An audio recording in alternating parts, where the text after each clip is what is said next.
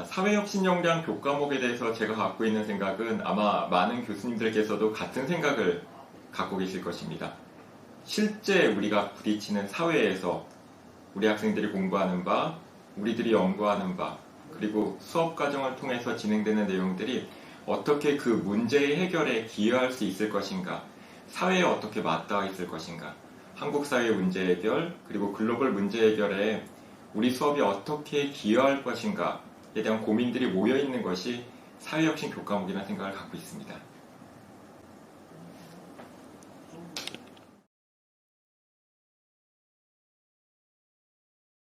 (2020년) 1학기는 정말 특별한 상황이었죠. 코로나19로 인한 특별한 상황 속에서 수업을 진행하는 과정에서도 여러 새로운 면들도 찾고, 정말 이래서 우리가 직접 만나고 얼굴을 맞대고 하는 시간이 얼마나 소중한지도 다시 한번 깨달을 수 있는 시간이었습니다. 특별한 상황에 비대면 상황 수업이 진행되면서 몇 가지 장점도 찾을 수 있었습니다. 대규모 강의가 진행되다 보면은 먼 데 있는 학생들에게는 교수자가 진행하는 목소리가 잘 전달되지 않을 때도 있고, 모든 얼굴을 마주치지 못하는 상황이 있을 수도 있죠. 코로나19 상황에 수업이 주었던 어떤 의미의 장점, 그리고 미래에 우리가 진행되는 수업에서 바라볼 수 있는 장점으로 바라볼 수 있는 부분은 모두에게 똑같은 거리가 주어졌다는 거죠. 화면 안에서 만나는 우리 학생들도 교수자와 똑같은 거리, 교수자가 바라보는 학생들의 모습도 똑같은 거리에서 바라볼 수 있다는 것은 앞으로 우리가 가야 될 새로운 방향에서 지금의 상황들이 갖고 있는 장점을 어떻게 살릴지를 고려해야 된다는 점을 주었고요. 무엇보다도 더 우리 마음에 와닿았던 더 큰 문제, 직접 만나는 것이 얼마나 소중한 것인지를 다시 한번 깨달을 수 있는 시간이었습니다.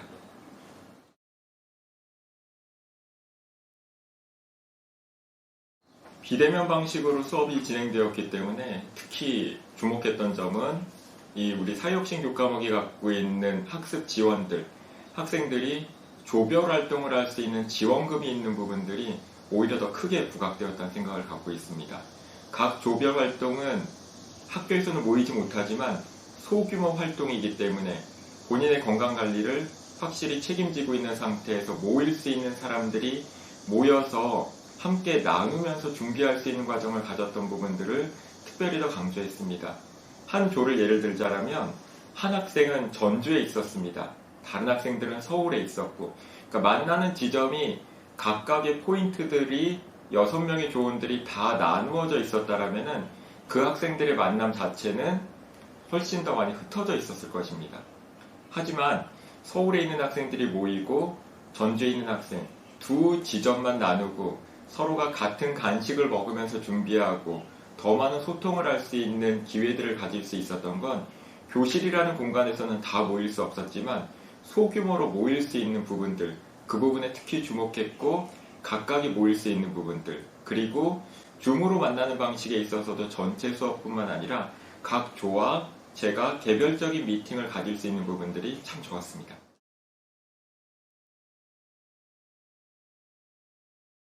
자, 우수 학생을 선발하는 방식에 있어서는 먼저 제가 진행하고 있는 수업의 특별한 지점을 말씀드리고 싶습니다. 조별 모임이 진행되고 있고, 조별 모임을 통한 성과들이 프로젝트로 제시되고 있고, 그 프로젝트의 내용은 리서치 교과목이지만, 조사론 교과목이지만, 그 조사 역량이 발휘돼서 어떻게 사회 문제를 해결하는지까지를 추구하는 내용으로 조별 프로젝트가 진행되고 있습니다. 제가 학생들에게 약속한 지점은 모든 조에게 먼저 만점을 주고 시작하는 방식입니다. 조별 모임이 우리가 진행될 때 누군가는 좋은 성과를 얻기 위해서 학점의 중요성 때문에 먼저 앞장서서 리드하고, 누군가는 조금 불만을 갖더라도 그냥 따라가거나, 혹은 누군가 열심히 하는 사람들이 하겠지라는 프리라이딩도 있는 면들을 우리가 많이 보아왔습니다. 조별 모임의 만점을 먼저 약속하고 진행되는 방식들은 누구도 빠지지 않고 이 부분에 대해서 존중받았다라는 그 상호 간의 인식, 그 부분이 먼저 작동하기 때문에 부담보다는 즐거운 마음으로 진행할 수 있었고요. 그 즐거움이 기반이 되고 학생들의 역량이 우리가 생각했던 것보다 훨씬 더 많이 발휘될 수 있었기 때문에 만점이 주어진 상태의 조별 모임의 성과, 그 퀄리티는 차등을 주었을 때보다 더 큰 성과를 거둘 수 있었습니다. 그러면 이런 성과에 대해서 우수조를 선발하는 방식은 어떻게 진행되었느냐? 학생들에게 약속한 보고서가 한 차례 있었습니다. 이 보고서는 무엇이었냐면 모든 조의 발표 내용을 듣고 난 소감, 본인 조의 발표뿐만 아니라 모든 조의 발표 내용을 듣고 난 소감을 모두 받았습니다. 그 내용을 보면서 학생들이 가장 인상 깊게 여겼던 그 조를 선발해서 우수조를 선정하였습니다. 결국 사회혁신 교과목이기 때문에 교수자의 단독적인 결정보다는 학생들의 참여로 결정되는 방식으로 우수조를 선정했고요. 투표라던가 계량화된 부분이 아니라 정성적인 부분이죠. 학생들의 소감들을 면밀히 검토하고 거기에서 모여진 중지로 가장 열심히 활동한 조, 가장 의미 있는 성과를 거둔 조를 찾을 수 있었습니다. 자, 다음 과정에 대한 부분들 중요합니다. 학생들이 진행했던 프로젝트의 성과는 학기라는 제한점이 있죠. 한 학기 동안의 준비이고 상당한 아쉬움을 표하는 경우들도 많았습니다. 이 부분을 우리가 더 해보자 라는 생각이 많았습니다. 그 친구들은 지금 이제 썸머 워크스테이션이죠. 방학 동안 즉 학기 중에 준비했던 성과들이 어떻게 이어져서 보다 더 심도 있는 사회문제 해결로 이어질 수 있을지, 그리고 이전 성과들을 예로 들어 말씀드리자면 이렇게 방학 중 준비를 이어서 실제 학기 중에도 지속적으로 활동이 이어지는 워크스테이션 활동으로 이어지는 경우들도 꽤 있었습니다. 결국 그 수업 시간에 이루어진 성과들이 계속 이어지고 그 과정에서 보였던 끈끈한 우정들이 이어져서 다음 단계로까지 이어지고 실제로 이 활동들이 학생들의 장래까지도 바꾸는 상황으로 이어질 수 있다고 보고 있습니다.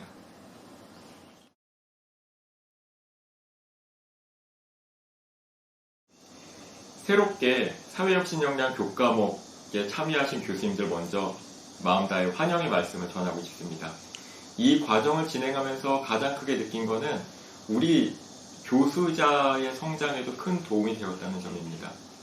자, 우리가 공부한 바, 연구한 바, 이 내용들이 교과목의 과목의 목표로 제공되고 있는 부분들을 잘 살펴보면은 결국 우리 사회의 문제, 글로벌 문제들을 해결하는 방향과 맞닿아 있습니다. 이 부분이 학생들의 실제적인 활동을 통해서 보다 구체화되는 과정들은 교수자가 갖고 있는 보람과 기쁨에도 나타날 수 있기 때문에 부담보다는 즐거운 마음으로 참여하셨으면 좋겠고요. 이 과정을 통해서 우리도 함께 배우고 성장하는 과정이다 라는 마음으로 임해 주셨으면 좋겠습니다. 고맙습니다.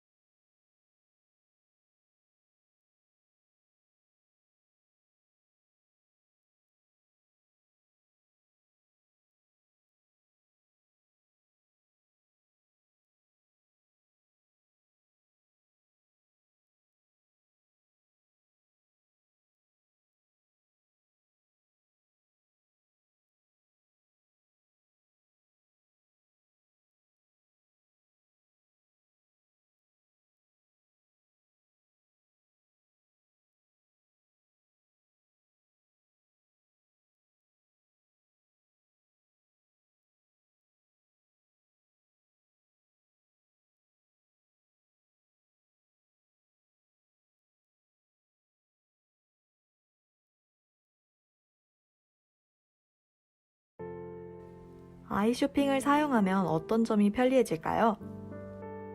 그래서 그런 이미지의 대체 정보를 제공해 줄 수 있는 거는 굉장히 그 시각장애인에게 큰 도움이 되겠죠. 정보의 격차가 줄어들면서 이제 사람들 간에도 이제 사소하지만 관계가 이제 좀 더 진전될 수 있다, 이런 형태로 나아지지 않을까 싶습니다. 단순하게 이미지의 정보가 조금 더 전달될 뿐이지만 이게 또 어떤 분들께는 좀 더 중요한 소통의 방법, 좀 더 사람 간의 이런 거리가 가까워지지 않을까 생각합니다. 이러한 시각장애인 정보 접근성 증진을 위해서 우리 사회에서 가장 필요한 건 무엇이라고 생각하세요? 가장 중요한 거는 그 정보 접근성이라는 게 있는 것조차 모르는 분들이 많으세요. 개발하시는 분들조차도 시각장애인들이 어떻게 스마트폰을 사용하는지 모르시는 분도 계시고, 그리고 그 수많은 업체들이, 수많은 어떤 쇼핑몰, 수많은 기업들이 시각장애인을 고객으로 생각하지 않는 경우들이 많아요. 시각장애인 또한 고객이라면 당연히 고객을 위해서 뭔가 해야 되는 것들이 있잖아요. 뭐 백화점이라 그러면 고객들이 정말 편하게 이용할 수 있도록 백화점으로 시설을 개선한다든지, 뭐 이런 그거를 예를 들 수 있는 것처럼 시각장애인이 고객이라면 당연히 정보 접근성은 개선돼야 되는 게 맞는 건데, 뭐 이런 내용들이 좀 많은 분들에게 알려졌으면 좋겠어요.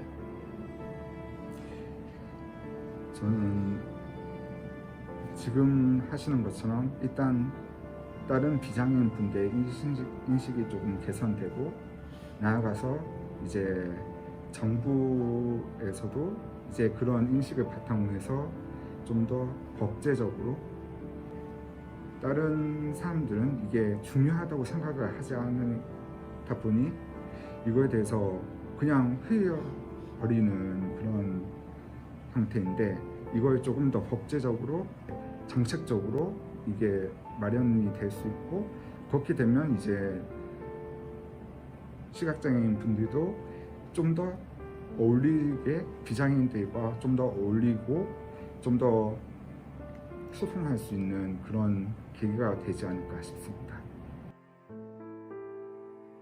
아이쇼핑 프로젝트를 통해 편해진 어플리케이션을 사용하면 시각장애인은 더 이상 타인에게 의존하지 않고도 주체적인 경제생활이 가능해집니다. 이로써 자기 효능감, 생활 만족도 등이 높아질 것입니다. 또한 아이쇼핑은 시각장애인만을 위한 것이 아닙니다. 정보기기 사용이 어렵거나 작은 글씨가 잘 보이지 않는 노인, 저시력자분들도 쉽게 원하는 물건을 살 수 있게 됩니다. 아이쇼핑의 파급력은 여기서 그치지 않습니다. 아이쇼핑 프로젝트가 성공한다면 다른 회사나 정부에서 이를 활용할 수 있고, 쇼핑 이외의 생활의 여러 면에서 시각장애인의 삶의 질이 크게 향상될 것입니다. 아이쇼핑은 시각장애인만을 위한 어플이 아닙니다. 비장애인들도 함께 사용할 수 있는 어플이죠.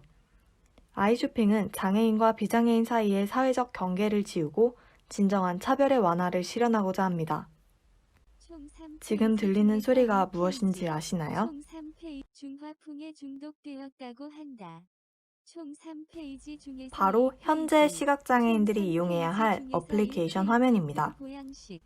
기업의 작은 개선이 그들이 들어야 할 소리를 줄이고, 그들이 몰랐던 쇼핑의 즐거움을 알게 해주고 그들의 삶의 질을 향상시킬 수 있습니다.